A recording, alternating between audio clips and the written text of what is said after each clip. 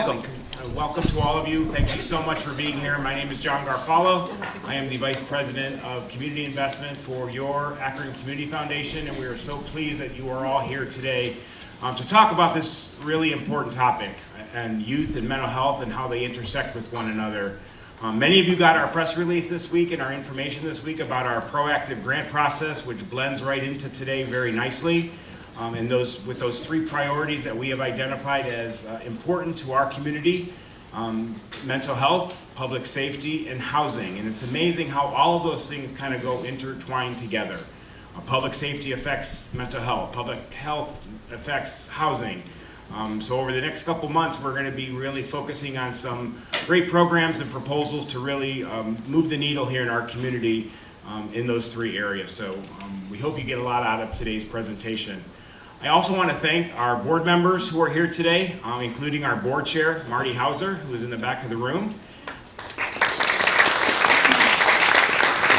and other members of our board and community investment committee who will be reviewing our health and human services grant application. Sylvia Trundle, who's in the front of the room, and then in the back of the room, Mark Bachman and Jody Constant. We have had a very busy last couple months at the foundation. Back in the end of September, we awarded almost $1 million in grants in our civic affair and capital grants that we offered to the community. So many of you were recipients of those grants, and we are in the midst of our health and human services cycle, which is the largest cycle that I could remember since being here at the foundation 13 years ago. So a lot of requests out there. We're trying to find some additional dollars so that we could meet as many needs as possible in this community. So we thank you for your partnership with us, and we'll do our best to make sure we get close to your ask for your grant request. So with that, I'm going to turn over to my colleague, Cristina Gonzalez-Acala, who's going to run today's program. Again, thank you so much for being here, and we're here to answer any questions you may have. Thank you.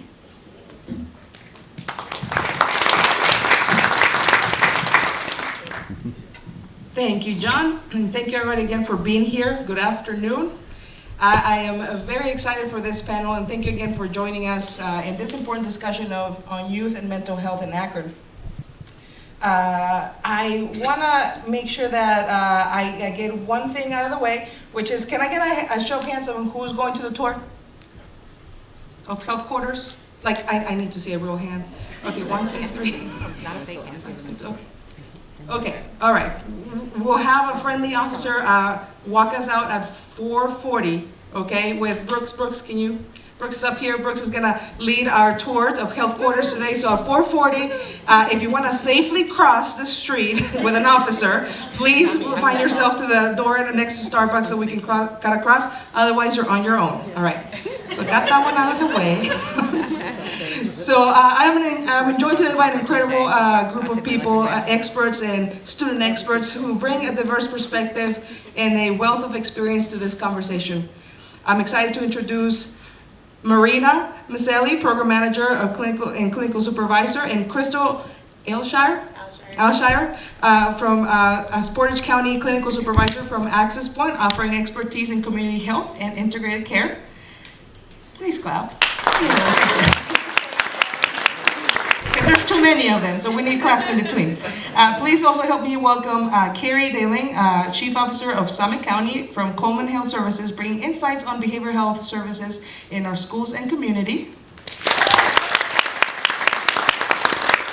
We also have Megan Kleidon, President and CEO, representing Red Oak Behavioral Health, specializing in mental health support for young people and families. We also have Jerome Moss, Executive Director from Guys and Gals Partnership, a key community organization fostering youth mentorship and support. We have Xyia West, a senior from Firestone, and Troy Weiss. See, I need to come up with clever names about these, and you didn't tell me anything. So, Troy Weiss, a junior, both from Firestone. Here to share their perspectives on and their passion, right? I'm told you're passionate about mental health. Is that right? Okay, well, let's go. Show me some passion. Show me some passion. Let's dive right in. So in life, you know, and we've been, Troy and I have shared this panel, this stage before in another gracias, education panel with Danielle over here. We got deep in there, and I was thinking today that, you know, as we age, we come about with different emotions that perhaps as we're growing up we don't really realize. As I heard the other day, you live forward but you grow Weiss backwards, right? And so we usually as growing up we face different situations, right? And so an incident like the one that you guys faced at your school a couple of weeks ago can trigger strong emotional responses. So could you share with us a little bit about the conversations happening that day and the days following, please? Hello, everyone. Hi. So, for me, I would say as a school, it kind of unified us in a certain way, because that morning I was actually walking into the building as the student was coming out. And in my head, because of how Firestone is, I just thought it was a normal day. I'm just like, oh dang, a kid getting walked out in handcuffs and ain't nothing new, let me just go through TSA. And so as I walk in and I'm realizing what's going on, I'm like, this seems a little bit more serious. People are starting to talk, there's whispers around the school. And then as I proceed, it's the only thing we talk about for the rest of the day. But as a sense, it again brought us together. It's like we're trying to back that kid up because we're in a school with 70% minority, and the cop was, what did I say, Caucasian? And it brings a certain fear because I guarantee you 9 times out of 10, if you talk to a minority, they're gonna have some fear of the police just because of what is going on in the world and what's happening. So for me, I say it made me a little nervous because that, and Troy said this and I'll let him elaborate, that was one phone away from being us. It could have been, I know one time I almost got caught with mine. It is what it is. And for me, what I feel like the school could have done a little bit better was, instead of acting like it didn't happen or trying to hide us away and protect us, we already know what's going on. You could have talked to us class by class instead of just, oh, well, it happened. It's just we don't let administration do it. No, these kids are actually scared. They want to say their voice. Or you don't even know. Even if some people did say something, you're going to catch maybe 50 students that were actually affected by it. And they're like, yeah, this bothered me because of X, Y, and Z. So that's my story. Troy? Well, to start off, good afternoon. The conversations prior, of course, were regular conversations. Good morning, you know, I'm tired. It's one of those days. It's, you know, student general camaraderie. And as I explained, the conversations after were all on a unified front regarding the situation. As a student body, in a sense, it is inspiring to watch us in our dynamic because, of course, administration is handling the situation in ways we can't imagine. So we don't see what's going on behind the scenes, but as students, we witnessed it. I witnessed it. I was standing right there. I have that opinion. I was speaking how I felt to my friends as 1,100 other kids were doing that exact same day. It was, like I said, going back, it was inspiring. Now, it was sad because of what unified us, but it was inspiring to watch us all come to one consensus of something has to change. It wasn't, oh, this officer was so bad, oh, this kid was so bad. Of course, everybody has their stance on things, but at the end of the day, the general consensus that we felt was something has to change. It can't stay the same because, as Xyia explained also, Firestone is 70% minority. That was a phone away from being any one of the 70% of the students in that building. And that's unacceptable. And it's not hard. It's hard to manage 1,600 kids, 1,100 kids. It's hard to manage kids, period. But it's not hard to ask. It's not hard to reach out. It's not hard to talk to us. Yes, we like having the conversation together as students. How you feel about this, girl? You seen that? For real? But what's also inspiring to see is adults, our administrative teams. What's inspiring to see is them step in. Our crisis team did come out, which we appreciate and we thank you for. But what I would have liked to have seen were class meetings be held. How do you feel? We have class meetings all the time. Seniors, juniors, sophomores, come to the auditorium. There's no specific basis of what we have to talk about. Just come to the auditorium. Administrators, how do you feel? We're not getting asked that by pretty much anybody unless it may be the press wanting to know our statement on what happened, or maybe even our parents, maybe our parents. So in the future, what we would like to see happen as a student body is engagement. Like we know you guys feel some type of way about it as adults, and we know we feel some type of way about it as kids, but that bridge is so much more influential because you will teach us a lot and we'll teach you enough to where we can be on the same consensus to understand if something has to change, what is it, when does it change, how does it change, and when we can expedite this process.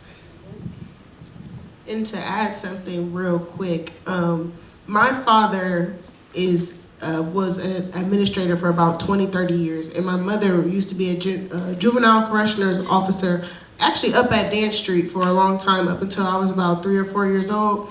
And the conversation I had with my parents, I would definitely say was eye-opening, because my dad was a D1 lineman at the University of Akron, so he's a bigger dude. So I'm thinking he didn't have to restrain some kid. He's probably going to have one of the baddest kids in the world, and same with my mother. But even they said that it could have been done better. And when your parents say that, you know, me, I'm just a kid. I barely do anything. I go to class, I do what I need to do. But when your parents say that, it really opens your eyes to like, dang, something needs to be changed. Because I know my parents, if they had the opportunity, or if that was them, they probably would have handled the situation different. So now it's like, if parents are saying we could handle it different, how do we do that? Who do we talk to? Where do we go?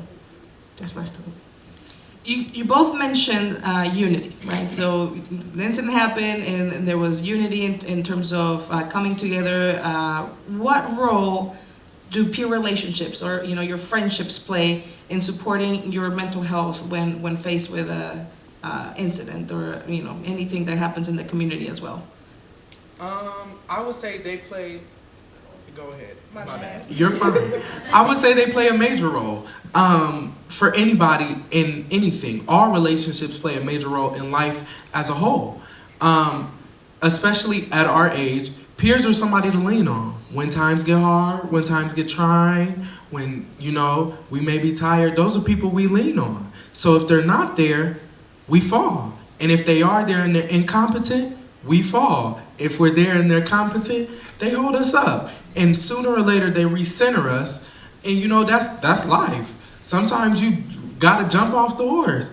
And sometimes you have people with you and sometimes you don't. But they play a major role in anything. Baby steps, getting new jobs, graduating on merit roll, having people to celebrate you, having people there, having people is essential to human growth, period. Because that's the creatures of habit we are. We communicate, we understand, we discover, we are, sociable. So people play a major role, peers, anybody really. So yeah. For me, when I thought about this question, it really brought two different sides of the story, because I've also faced negative relationships and also positive relationships.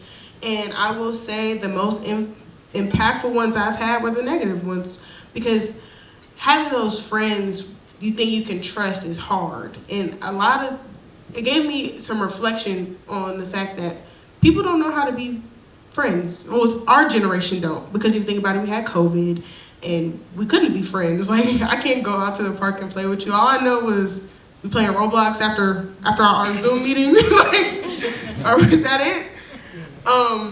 But I will also say our positive ones and the mentors that I've had, or the conversations with the teacher relationships that I've had have affected me in so many positive ways. It's gotten me to where I'm at today.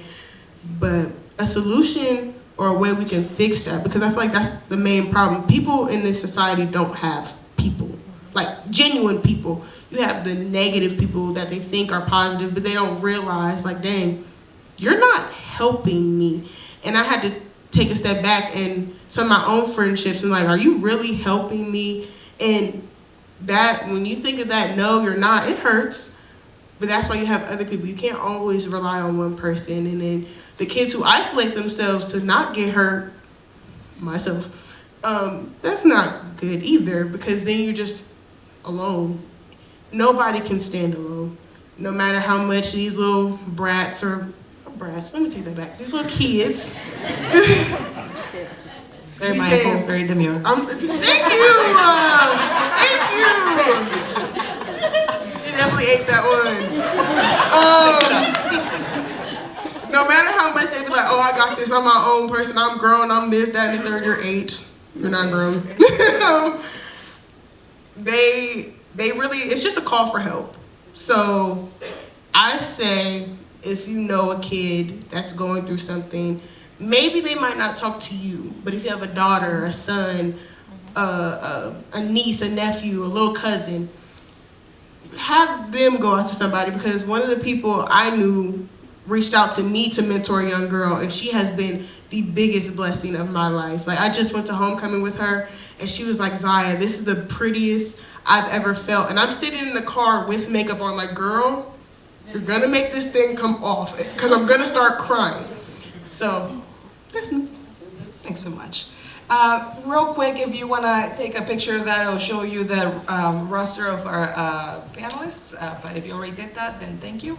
So moving along to building on what you guys are saying, for our mental health professionals, please, how do we ensure that mental health services are quickly available and efficiently there for our students after stressful events?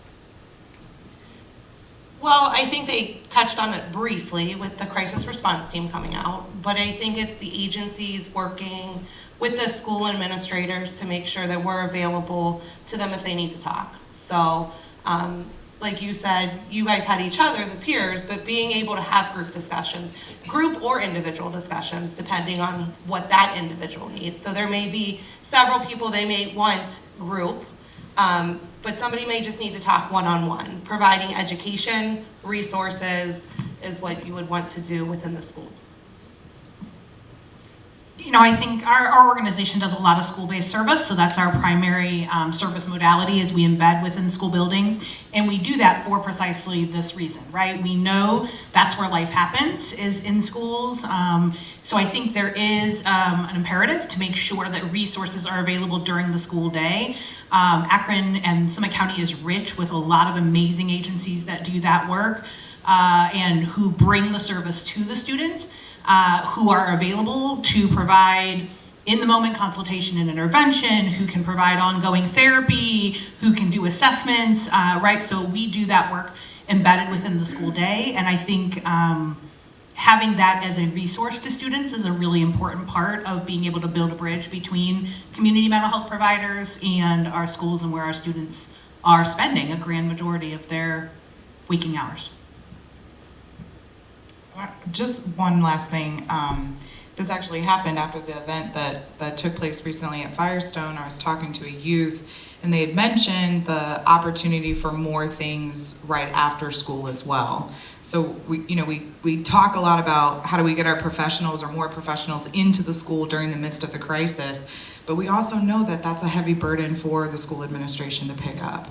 Right? Like at the end of the day, they're there to support learning and education. And it's a heavy balance for them between, what kids feel like they're okay, right? And need to move forward with their school day, and what kids really need that extra support. And so one of the students had mentioned, just having more opportunities right after school, so that if they didn't want to participate in those types of things during their school day, they would have that opportunity. And so I think when the school systems can continue to partner with a variety of agencies, that helps.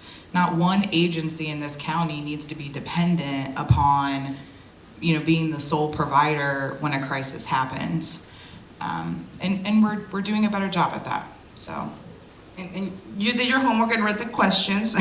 So we'll feed right into community partnerships then, right? And Jerome. So Jerome, what role do after-school programs, mentorship initiatives, and other community resources then play in supporting that student mental health? And how can we expand these, as Keri was saying, there's more than just school and the mental health providers.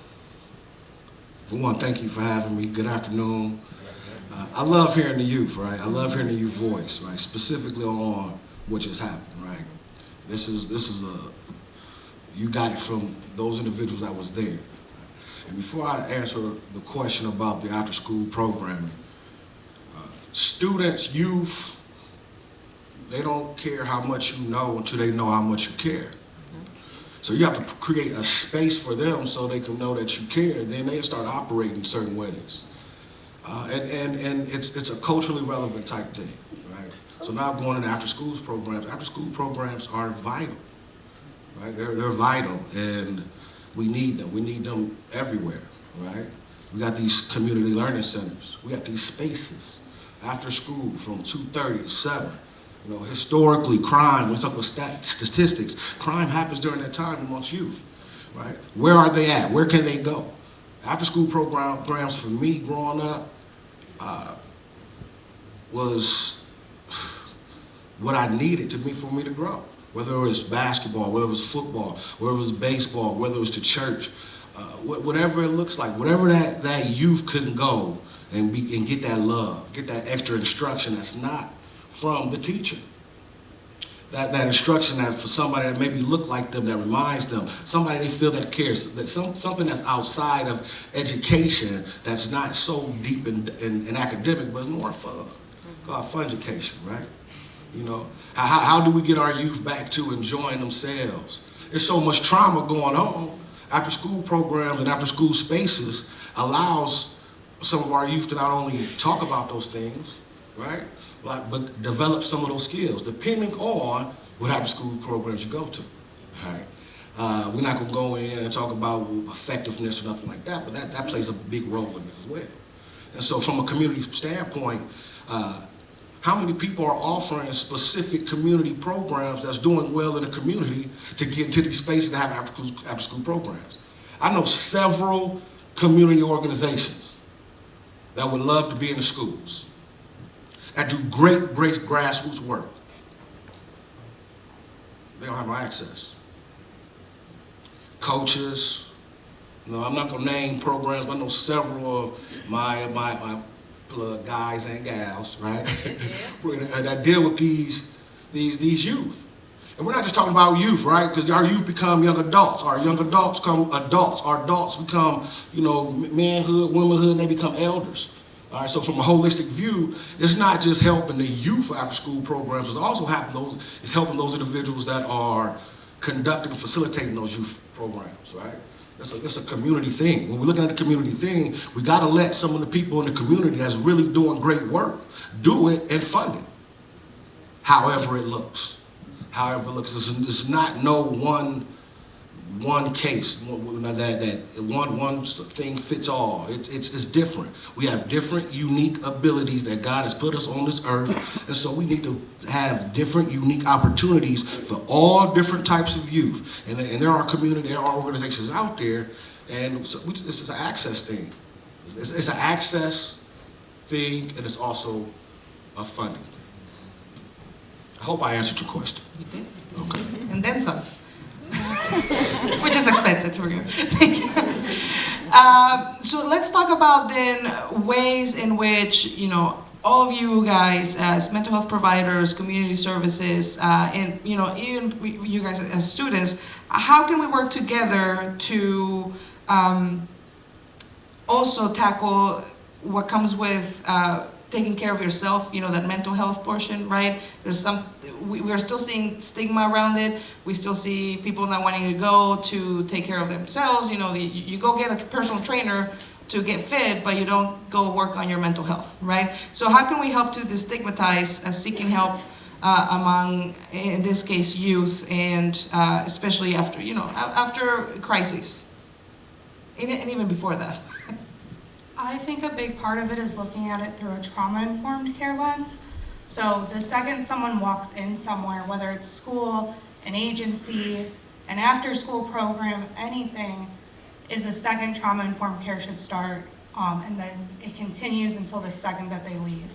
Because we never know what someone's going through, and to normalize what individuals go through and that it's okay for them to feel whatever feelings they're feeling is a huge part of it. And I think that's something where sometimes we lack as a society. So, go ahead, my brother. Just specifically on the topic of destigmatizing what mental health looks like, especially to youth or anybody and everybody. I think one big part is making beautiful resources like these and beautiful people like you guys. Thank you, Troy. You're welcome. a little less reactive and a lot more proactive. So it is such a beautiful and great thing that we know how to handle something when something happens, because that things happen. A lot of times they do. But it is so much more better looking to be able to prevent something from happening and then having to clean it up and deal with it that way. If I don't want to mop the entire floor, I'm gonna stop the kettle from overflowing. It's just the connections that, and it's not hard. It's simple relationships. It's not making mental health seem like, and just trigger warning, is to stop making mental health seem like it's only for crybabies. Because it's not. It is for everybody, and it is an everybody thing. And it starts with stuff like this: talking, communication.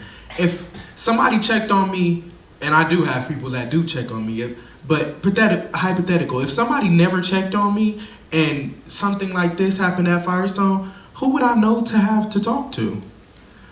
Now reverse the lens. If Miss Christina, if I saw you every day when I walked in Doctor, Troy, doctor. Doctor, I love you, doctor. Dr. Christina, You can just call me Christina. Those are your flowers. Those are your flowers. You deserve them. Dr. Christina, if every time I walked into Firestone and I saw you and you were, "Good morning, how's your morning going?" Something that simple every single day, and something like this happened at Firestone, I would know that one person I can talk to is Dr. Christina, because she there every day checking on me anyways. So I can come to her now because you've shown that care, as Mr. Moss has spoke of. Because I really don't care what you know, period. You're human. But you taking that extra step to care about me says so much more than anything else can. For me, I feel like I've had kind of both, where I think I faced this last year, my junior year, where half of it, like the first semester, I felt like I didn't have anyone. And we're gonna be real. I'm gonna be real today. I got a 1.0 GPA the second quarter of my junior year because I felt like I was alone. I didn't know who to lean on because I already had mentioned I didn't fail out with like 10 people at this time. So prioritizing that and destigmatizing the fact, because the one thing I did tell myself was, why are you crying? Why are you sad? You're not supposed to be this way. And a lot of kids feel that way.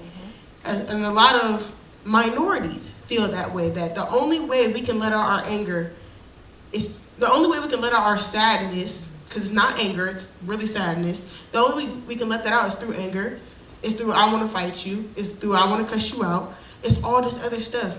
If we really dig deep and go into why, or have someone they can trust, because a lot of these people don't want to talk to these teachers. I have 2 teachers at Firestone that know more about me than sometimes not even my own parents know. I had some mentors or some resources I can go to that was like, hey, I failed, but it's okay. Because at the time, you know, I don't even know, like, failure hurts. Like, when you fail, you don't want to do anything else. And a lot of kids have failed already, and they're like, oh, I'm done. This is I capped out. This is the most I'm gonna be. We need people, or at least not even over the age of 30. I'm sorry, but like college students or somebody like that. Because I guarantee you that most people who feel it is student athletes. Well, from my point of view, I am a student athlete. That's all I know. Most student athletes are tired, and all they know is how to pick up a ball, or how to run, or how to throw a basketball or something like that. That's all we know. And that's the only way we deal with our trauma. What's gonna happen when you put that ball down? Or when you stop running? That's where we need y'all for. Thank you for that. One thing that would resonate with me is everybody has to check their implicit biases. Every day, sometimes every hour, depending on what's going on, right? So if you really want to help me, you gotta understand me. If you don't understand me, you can't help me. If you're not trying to understand me, you can't help me. Matter of fact, I don't even want you to help me. I don't want you to talk to me. I'm a grown man, thank God, you know, but I feel that way right now. So I can only give that to not just the youth I deal with, but anybody I have relationships with, right? Then we talk about this whole culturally relevant training. You know, when I look around this room, it's a diverse group of individuals. Who are you getting to know and how you getting to know them? And is it real? The youth will find out. The youth will pull you out. Some of us in the room, we'll hide behind it. Some of us will call you out on it, but some won't. So if you really want to get true understanding and true collaboration, it's true understanding of who we are as a melting pot of people, right? And that's pretty much it. And then you can move forward. You can get an understanding of who you are. Then you can start moving forward. You can start seeing, these are our likes and our dislikes. This is the trauma in my life. There's some trauma that I dealt with that I don't expect you to understand. And I don't even want to tell you because I don't want you to judge me because I went through it. So I will hold that there, right? And you know what? And I will cry by myself, right? Because that's what I need to heal myself. And if I do it in front of other people, people might call me weak names. So there's certain things I have to do in my own closet because I can't show it out for everybody. Because that's how I feel. That's how I feel the world looks at me. And as a black man, that's how I feel many times when I come in rooms, specifically.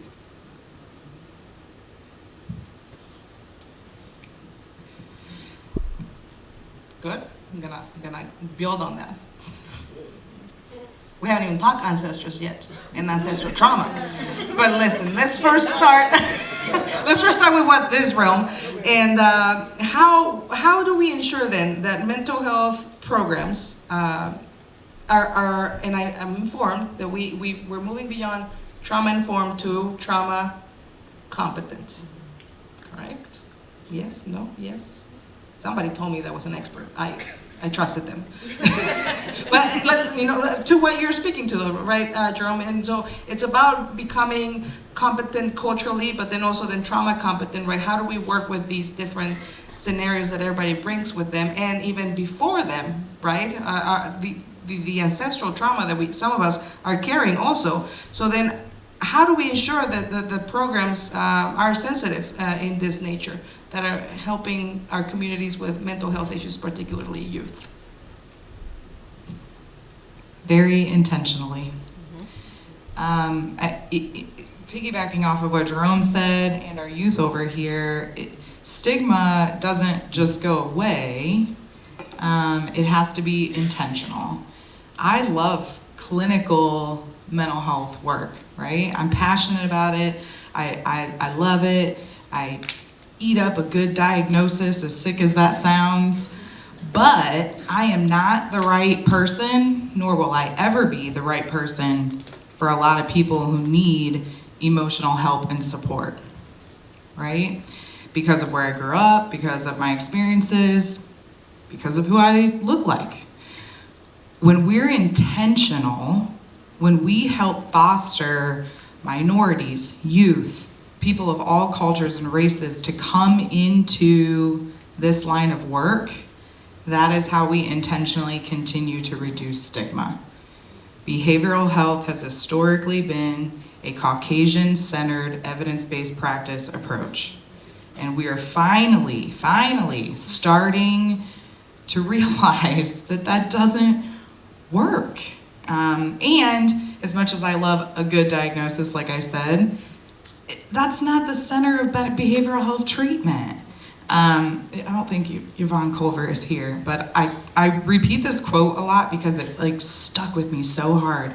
I was working with her, trying to create a relationship more with Akron Public Schools, actually for our MRSS program.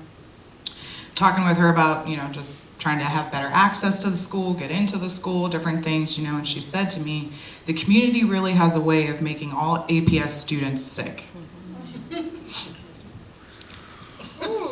She said it. I felt it. I was happy that meeting was virtual because it about knocked me out of my chair, and I thought, wow, she's so right. She's so right. And they're not. They're not. And so, I think when we look at stigma intentionally and we really start working on that, and we really get to the roots of some of the work we did earlier in the year at the Akron Community Foundation event. I'm having a brain fart on the name of that event. Appreciative Inquiry Summit. Thank you. We really talked about neighborhoods, right? And so access, like Jerome and some of the students had talked about already today, the supports have to be within the neighborhoods. And when they're within the neighborhoods, go figure, they're also surrounded by people that they trust. They're also surrounded by people usually that look a little bit more like them and understand a little bit more about what they're going through and what their life is like.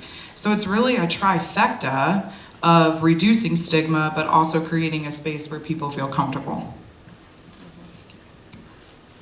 I want to lean back into some of the conversation around not waiting, right? So you made the comment about we can wait until the pot overflows and then mop up the floor, or we can do something about stopping the pot from boiling to begin with. And I think there is something to be said for what that prevention work and the work that's what we would call upstream work, right? So all of the things that happen before kids need treatment. So we need to acknowledge that kids need treatment. That's an important part of the continuum of care. There will always be students, just like there will always be adults, who are going to need an additional layer of support that is related and connected to that diagnosis Keri is talking about. But the majority of students don't, right? So Yvonne's right? Kids aren't broken. We aren't going in trying to fix everybody. That's what our community needs. That's not what our students need. We need to recognize that what the majority of our students need is someone who's willing to be that support when they're just navigating through day-to-day life challenges.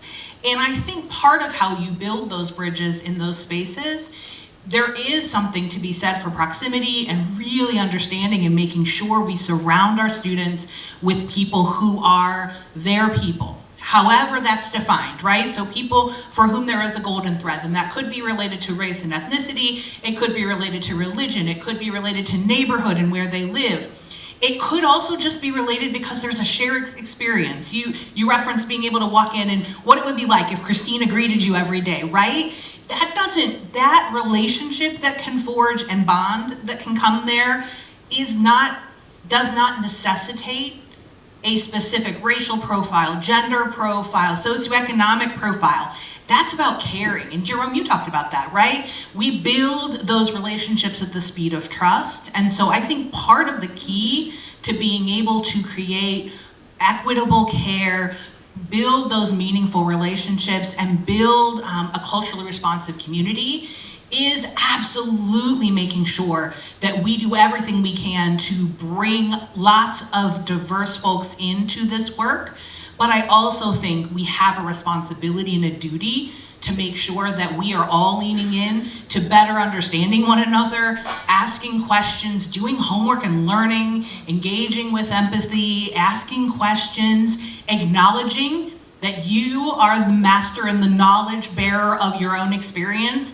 I am never going to understand you. I could sit next to someone who looks just like me, and have had a completely different experience than them. So just because we look alike doesn't mean that I'm gonna have a better connection with you. I've gotta be able to be willing to understand and acknowledge and accept you are the expert of your own life and experience. What can I learn from you? How can I engage in a meaningful way with you such that I can be a support for all the strengths you bring to the table and help you to build in the areas where you might be challenged? Real quick, as a student, hearing my parents say this all the time back in the day, that in their community, they always had like a mother or a neighborhood mom, or usually, you know, it would be in the church. So, you know, you have your church mothers, your aunties, all this other stuff. And that's what helped them grow.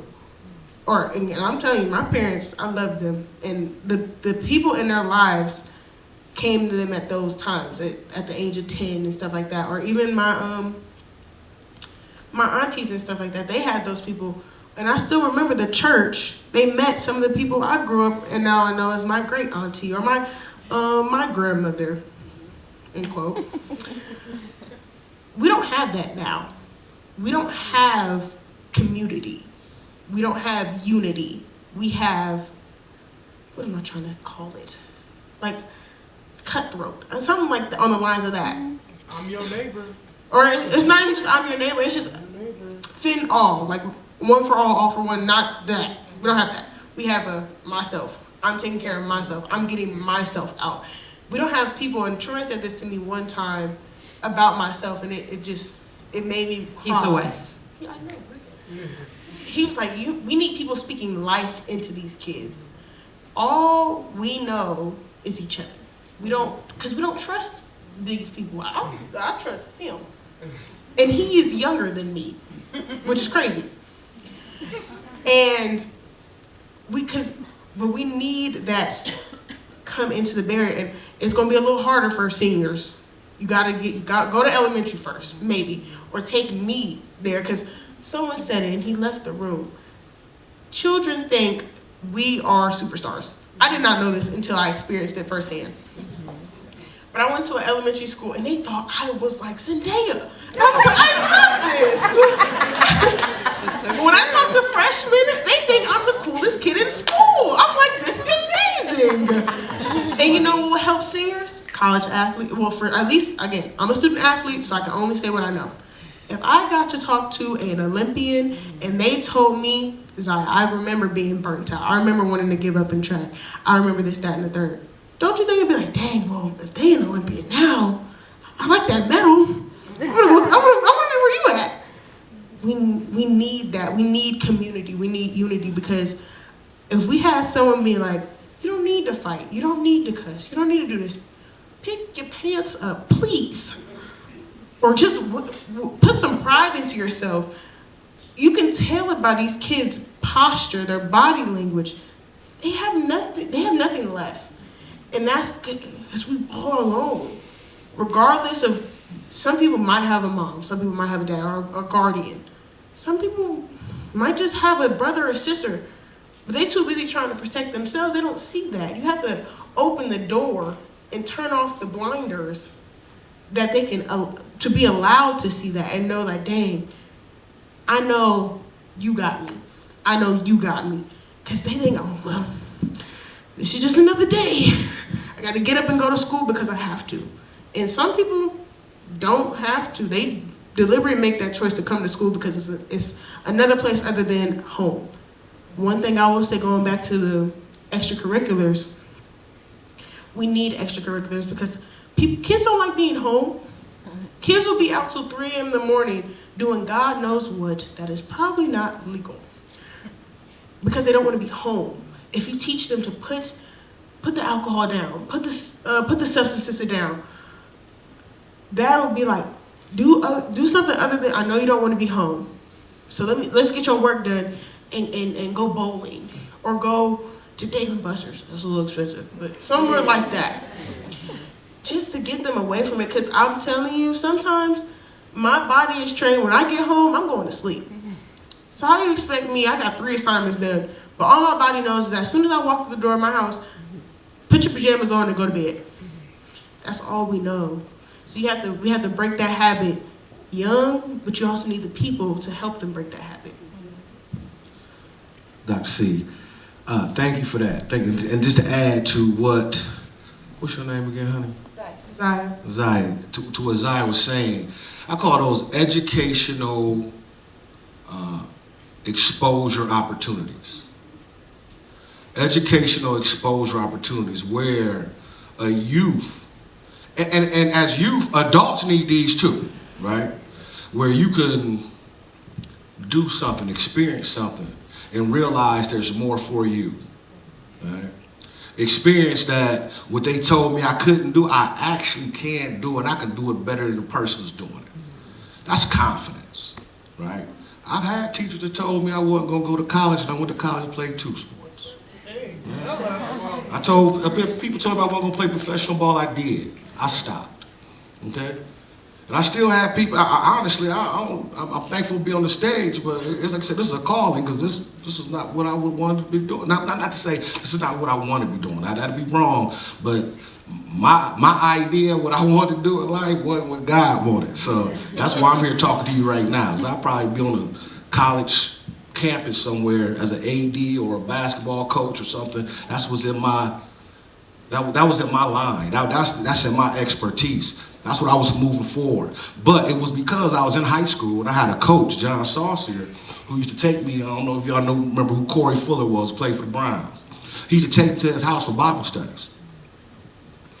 And so I'm in a house at a mansion. The first time I seen a Bentley, first time I seen a Rolls Royce, right? First time I was really in a mansion and talking to a person who I seen get dogged out on ESPN and TV every Sunday.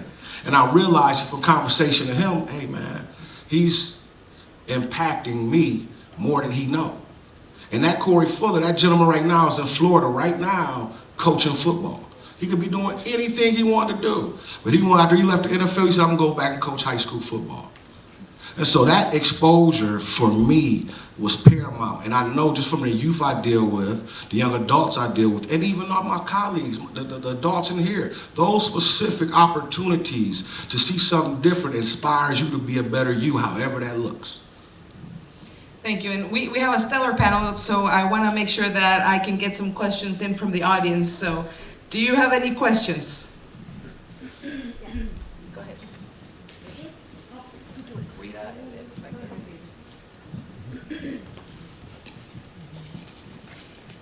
Hi, I'm Rita Agarwal, Executive Director for Project Oasis. We work with Hispanic youth, and as most of you know, they many times have a very unique situation of being undocumented. We provide mostly preventive services, doing after-school programming, mentoring, gaining trust, and reducing the stigma. But when we see red flags for some of these kids that have witnessed just horrific things from coming from other countries and actually living in some situations with people that are not related to them, we need to refer them to therapy. What services are available for this specific group of people? AxessPointe would provide services to undocumented individuals, both on the behavioral health side and on the primary health care side.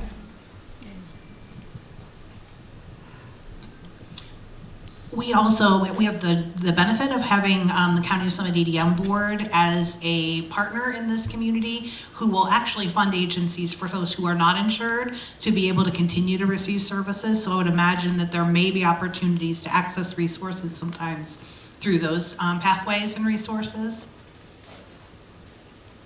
You can't get a diagnostic assessment through the ADM board, to my knowledge. And so if you have somebody with red flags, and you refer them, they won't be seen unless they have Medicaid. And the HCAP, there's beginning to be problems now in hospitals with HCAP, and they're changing the regulations to get into that. You have to have a denial from Medicaid in order now to get on it and to get HCAP, and even that is difficult. So we're in a huge crisis. We've got more crises if things go belly up with the election, but anyway. Thanks, Kathy, and we could probably take it offline too, since it's so specific, all right? Well, it's good that people know. Yes, And thank you, people I need to appreciate know. that, absolutely. And take it over here, yes, please. This question's for Xyia and Troy. What can be done now regarding the situation at Firestone? What can be done now to have the supports or that will help you to feel supported?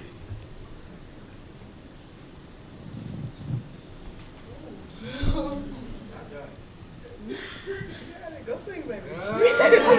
Thank you. Firstly, thank you for this question, because a lot of people think it may be too late. It's not too late. As of now already, stuff is out. Footage is out. Documents are out. Articles are out. We know what happened. Talk to us. Let's call some class meetings. How do you feel? Let's stop sending out a Transcend survey asking me if I feel safe in school, and I'm powering through it so my teacher can get her 15 minutes of class back that she needs, because curriculum is curriculum. So, like, talk to me. Let's get administrators on the same board, because the same way Xyia said how she walked through elementary school and they felt like she was in there, that's how we look at y'all. Like, it may seem that we don't like adults. That's not what it is. We look at a select few of you with a lot of reverence and with a lot of wishing to be in the same seats, especially if we want to stay in Akron. Because if I want to stay in Akron, I know I want to be a part of this crowd. And that's because I see you. So when you see us, when you talk to us, when y'all take care of us, that's when we begin and proceed to, nurtures our brains and tells us that we have these connections. We have this networking. Talk to us. Let's call some meetings. Let's stop calling me asking for my statement. Ask me how I feel. I'm tired of putting my 2 cents in everybody's article. Ask me how I feel. Because I know what I saw. What I saw is what you saw on the camera footage. The camera told you what I saw. Ask me how I feel. For me, honestly, I'm gonna be honest, I feel like I'm a broken record up here. I haven't really seen any of you guys, but I've been on this stage before and I've talked to these people and I've said what we needed now. Has it been done? Has it been done? Okay then. That's just me being real. On some real stuff, to come into Firestone and have someone that looks like us. Let's put this, because I'll be honest, Firestone's a little stubborn and we're real hard-headed and we're real defensive. That's what I've been wanting to say. Defensive!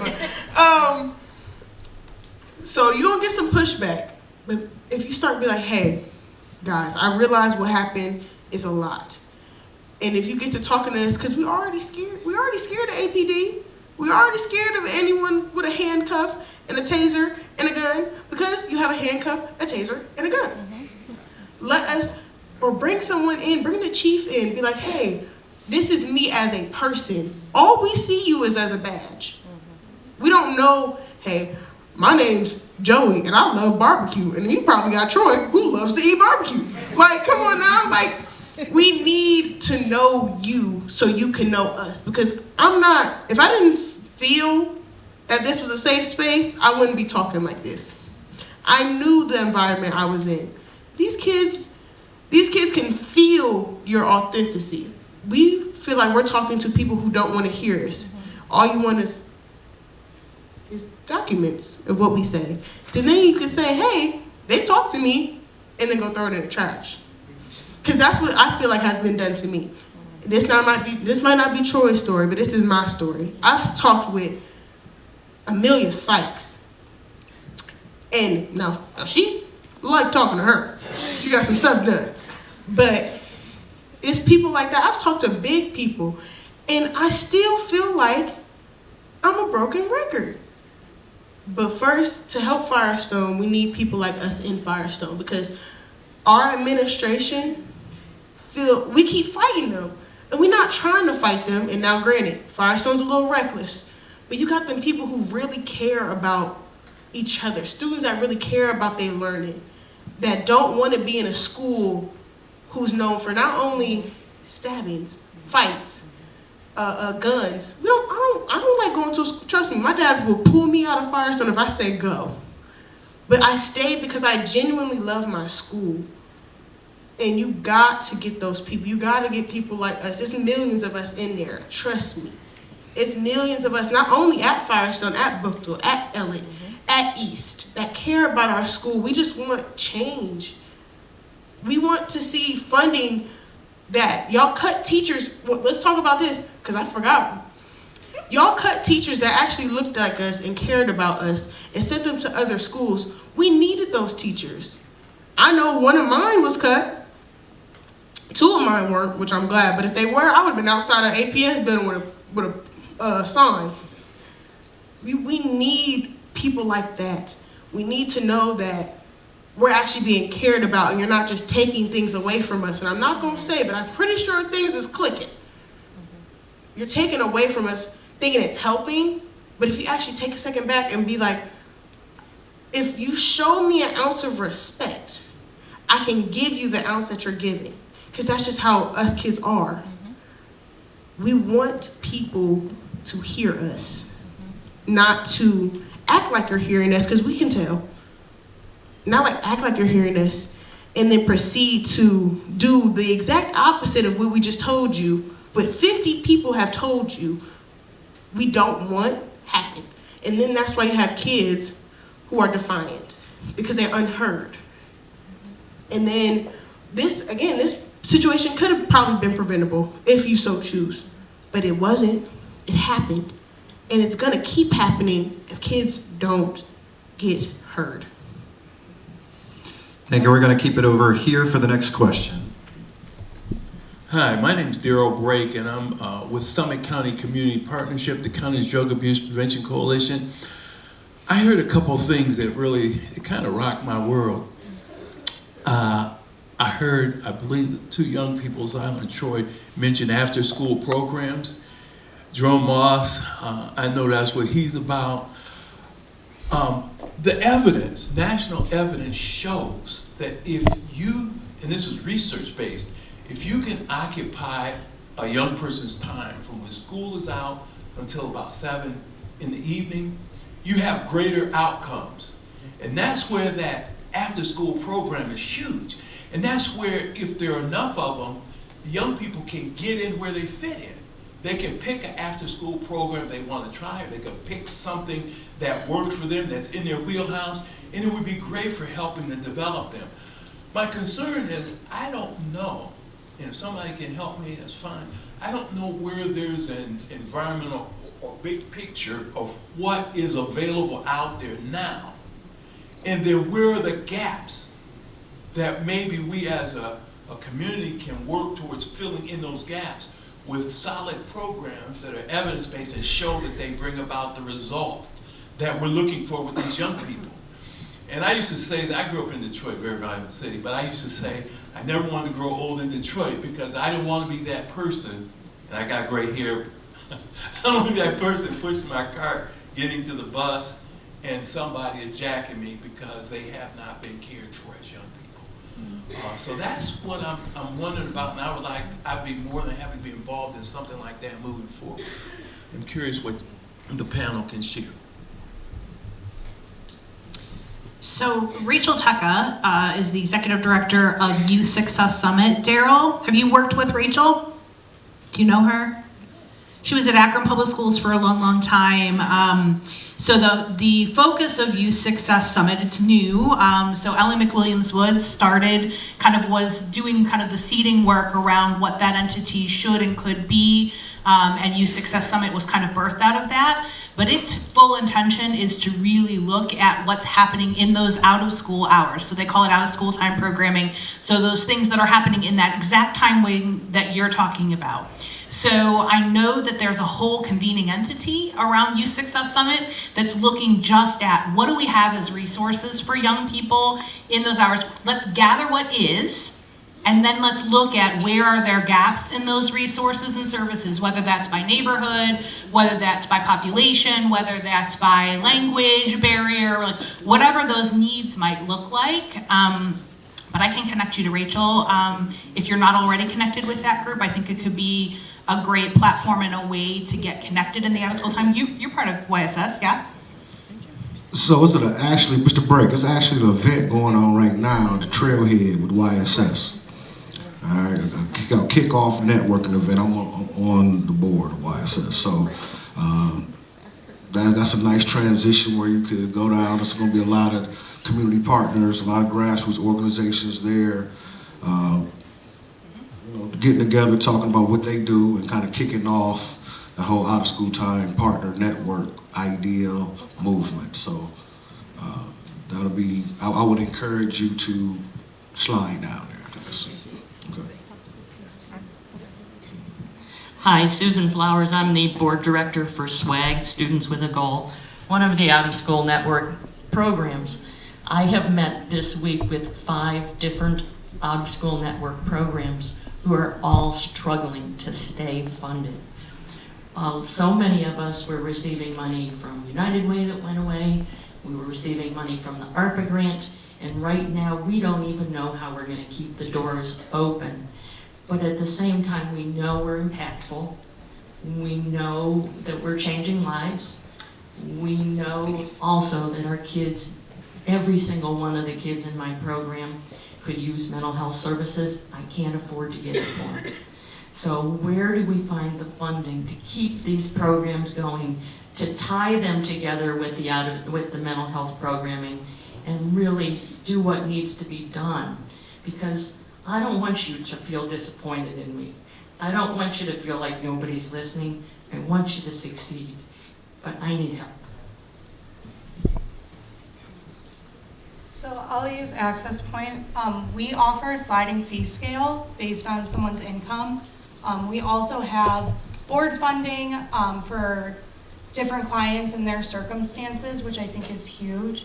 I think a big thing that many people might not know is AxessPointe and Family and Community Services are finally merged.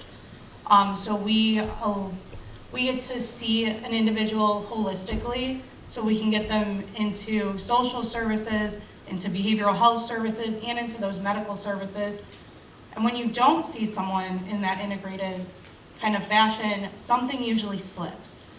So I think it's to have that and to offer sliding fee scales and board funds where we can is huge. And I think it starts with walking in the door and having to advocate for yourself, which can be scary, but being able to do so. We want those programs in our program. Sure. We see these kids 4 nights a week, and we know what's going on. It's not good. Yeah.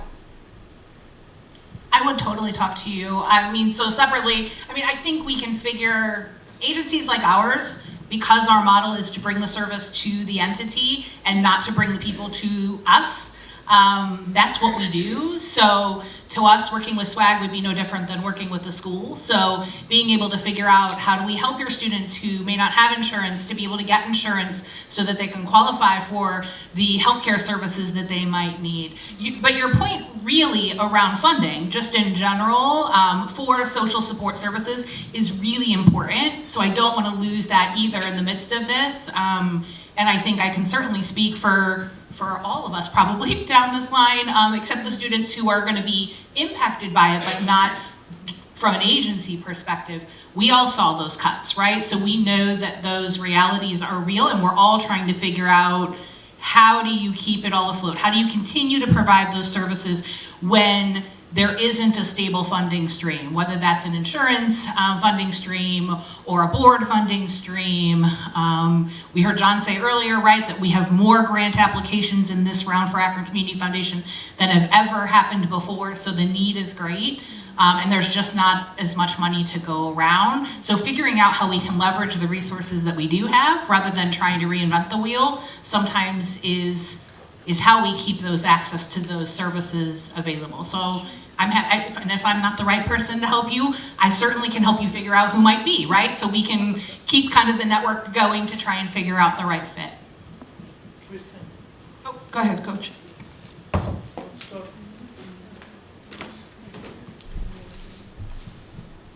Good afternoon.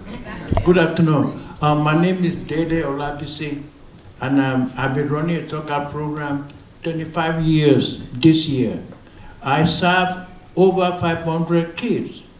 We're diverse from everywhere. We play soccer. And it has been happening more and more with something happened that I didn't even know what to say. I came here to get experience and to see people, to hear, to educate myself. Because, some kids said something, I was shocked. They need help. They need help. So I want agencies to try to connect with us.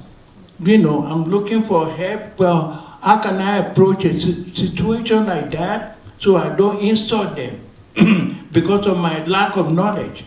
So I want to know more, and that's why I'm here. We need help. Thank you. Any tips?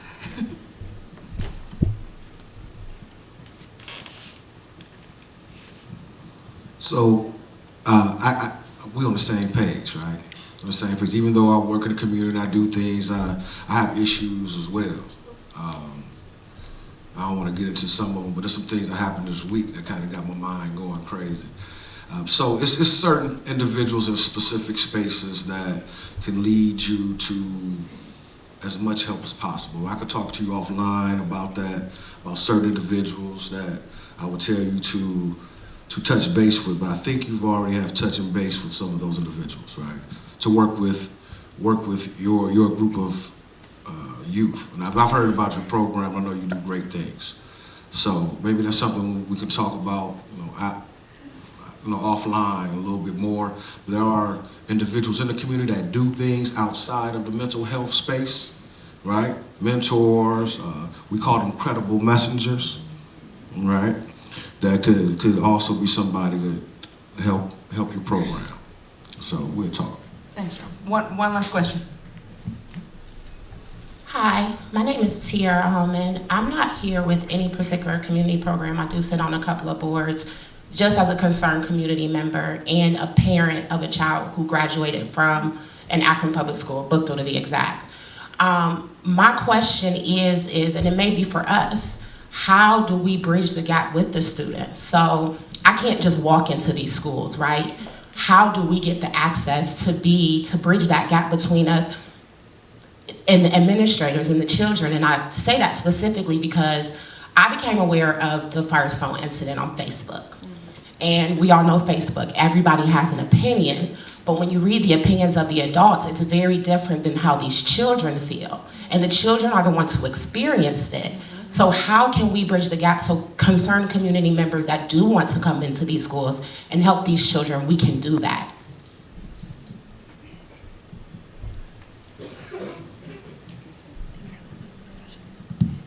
We working. As far as us, please refrain from asking us, and then you can direct your questions more towards the APS board, and they'll give you information on what bridging that gap looks like.